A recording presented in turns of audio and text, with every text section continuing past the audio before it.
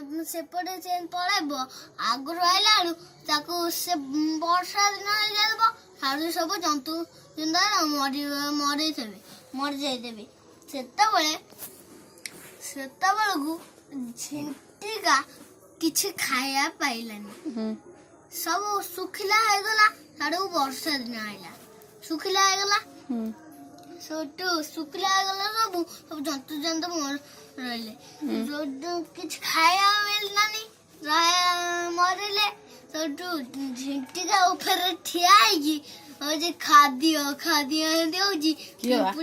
କିଏ ଖାଦ୍ୟ ହେଲା ଝିଣ୍ଟିକା କାହା ଉପରେ ଠିଆ ହେଇଛି ଏଇ ଯୋଉ ଦେଖିଥିଲା କଙ୍କଡା ସବୁ ପଶୁଙ୍କର ପଡିଛି ସେଠୁ ଝିଣ୍ଟିକା ନୁହଁ ତଳେ ଠିଆ ହେଇକି କହିଲା ଖାଦ୍ୟ ସେଠୁ ପିମ୍ପୁଡି ନାଇଁ ଯାଉଥିଲା ଚେରିକୋଳି ସେଠୁ ସେ କହିଲା ପିମ୍ପୁଡି ତୁ ଚେରିକୋଳି କୋଉଠୁ ପାଇଲୁ ସେ ପିମ୍ପୁଡି ଡରିଗଲା ଆଉ କହିଲା ତମେ ତ ମତେ ଡରେଇଦେଲ ଝିଣ୍ଟିକା ସେଠୁ ଝିଣ୍ଟିକା କହିଲା ପିମ୍ପୁଡି ତମ କତିରେ କଣ ଏମିତି ଆଉ ଅଛି ଚେରିକୋଳି ପିମ୍ପୁଡି କହିଲା ହଁ ମୋ କତିରେ ଆଉ ଅଛି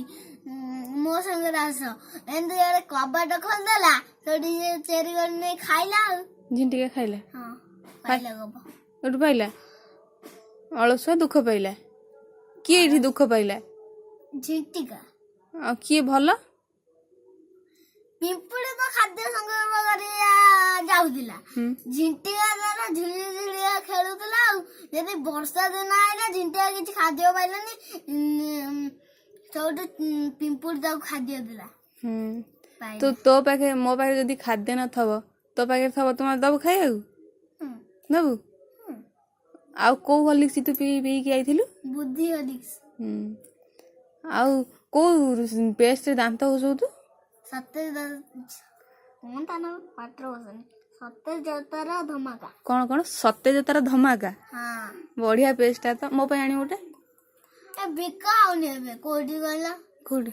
ଏଇ ଯୋଉ ବିକା ହଉଥିଲା ଯୋଉଠି ପରିବା ଆଉ କଦଳୀ ସବୁ ବିକା ହଉନି ଫଳ ସବୁ ସେଇଠି ବିକା ହଉଥିଲା ଆଉ ନାହିଁ ପାଇଗଲା ଆଉ ମୁଁ କେମିତି ଦାନ୍ତ ଘଷିବି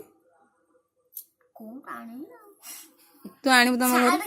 ଏଇ ଯୋଉ ମୋର ଯୋଉ ସାର୍ଟ ଆଣିକି ଗଲେ ସେଇଠି ଗୋଟେ ଆଣିବି ସେ ବିକା ହଉଥିବ ସେ ଗୋଟେ ଧଳା ବାହାରିବ ନାଲିଆ ବାହାରିବନି ଧଳା ବାହାରିବ ଓହୋ ନାଲିଆ ବାହାରିବନି ମୋ ନାଲିଆ ବାହାରିଥିଲା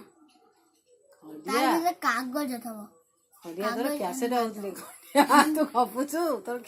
ନାଇଁ ବା ରେକର୍ଡିଂ ହଉନି।